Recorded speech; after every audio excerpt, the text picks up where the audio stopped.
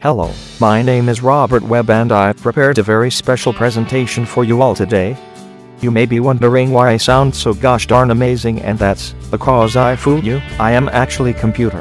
I know this may come as shocking, but do not worry. He asked me to do this commentary over his video for an outside look. LOL JK, I killed him, and am now imposter am I, and I stole all his YouTube subs. Anyway, let's commentary on the video, shall we?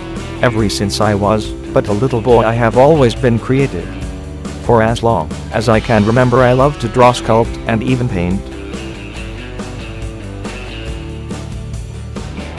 This was one of my biggest pastimes, and I kind of always knew that it would have an impact on my life in the long run.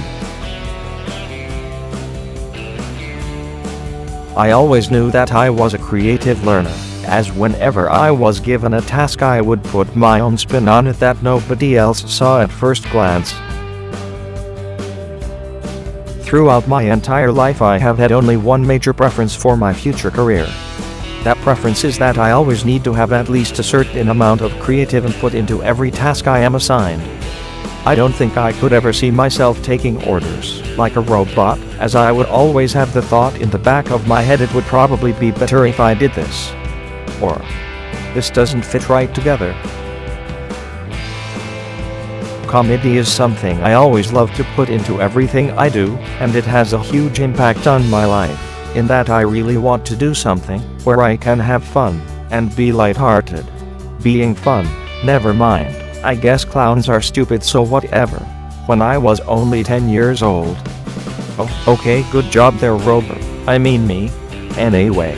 When I was only 10 years old, I began my passion for writing, and started to write and illustrate my own children's books just for fun. I really enjoyed this, and kept at it until I got better, and better, then eventually good enough to make an actual product. It was at this juncture that I made the best move of my life. I began to publish my first children's book, starting at first with a very small amount, and selling it locally in my parents' shop, and at a farmer's market which my mom managed. They sold well, and I eventually made more and more, selling hundreds of copies. This was a huge success for me, and boosted my self-esteem by a truckload, and even earned a decent bit of pocket change, as I charged $2.50 per copy. Shortly after writing the 4 children's books in the series printed one a year, I took my work in a more serious direction, and began work on my short horror/science fiction collection. I compiled 3 of my best short stories into one book, which I sold at the same venues at a slight price increase, and they were accepted well by my returning readers. My most crowning accomplishment, I feel, is the sheer magnitude that my stories reached. Specifically the market venue, which saw many international customers from all reaches of the world. In my time selling, my books have traveled across the globe to be viewed and read in libraries in as faraway countries as China and Australia, just to name a few, as the people who purchased them contacted me later to ask if this action was acceptable by me. I still do quite a bit of writing today, and really enjoy incorporating it into some of my newer, more advanced hobbies, which I have not shared yet, but will be in just about a second.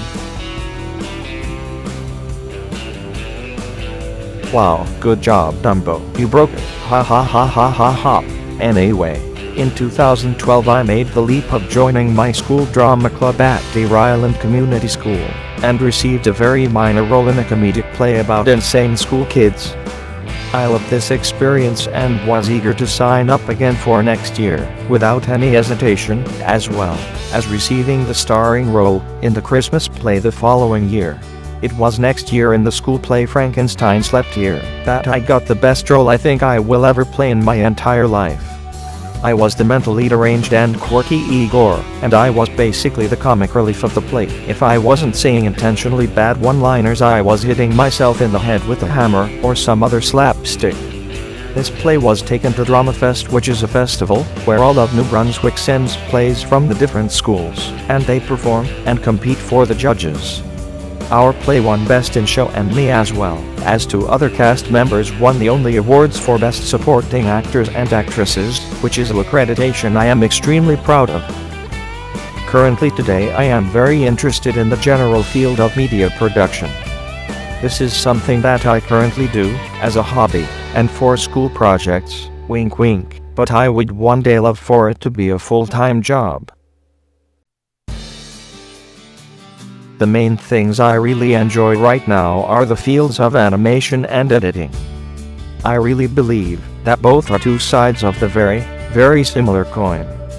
I practice both profusely in my spare time, and think they work perfectly hand in hand. Being an animator is fairly self-explanatory, and it is something that I have just recently gotten into. Animation is the act of taking a series of frames or images, and running them together to give the illusion of motion, or real. Editing is the basic process of trimming and slash, or enhancing footage already captured. When you edit a clip you would watch it over, take out and seamlessly trim any parts that drag, or don't fit to make it snappier. You would also add effects and filters that were not captured originally to convey the required mood or style of the designated project. I work with both profusely in my spare time, and even use them in sync with each other. For instance, if after an animation is completed I will usually need to go in and edit it, removing parts that do not work, or drag on a little longer than intended. I would also add filters, and other things, that were overlooked when animating to give the project a dark, happy or even normal overtone. This is very common, and extremely important. I am an extremely hands-on learner when it comes to this sort of thing, and I can usually pick up a new program or art style in no time at all. Especially if I find it interesting or intriguing, then I can usually pick it up instantly or be dedicated enough to take the time to learn. I have to say that my biggest influence on my career and interests would have to be all of the great YouTube content creators, who in my opinion pioneered this field and genre, and have introduced many others to the art of content producing. I applaud you all for days and wish continued success. However, do I want to be a YouTuber? Heck no, that is way too much drama. Here we can see. Hey, you! Oh no. What the heck are you doing? I'm sorry, I thought you were dead.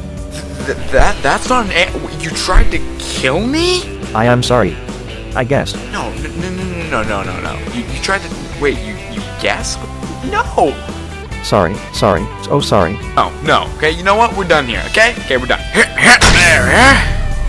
and out you go. There you go. Oh god, that ordeal's over. I really fought a computer before. Alright, let's see what he did on here. Look, they have two computers. I'm smart like that. Oh, this is all wrong. This is all wrong. No, this is not remember this at all. See, I'm gonna be a parking lot attendant. This is not my life story. Boy, this is all wrong. Okay, well, the project's due tomorrow. Whatever. I'll just go with it. I'm sure it'll make sense. Wait, is it still?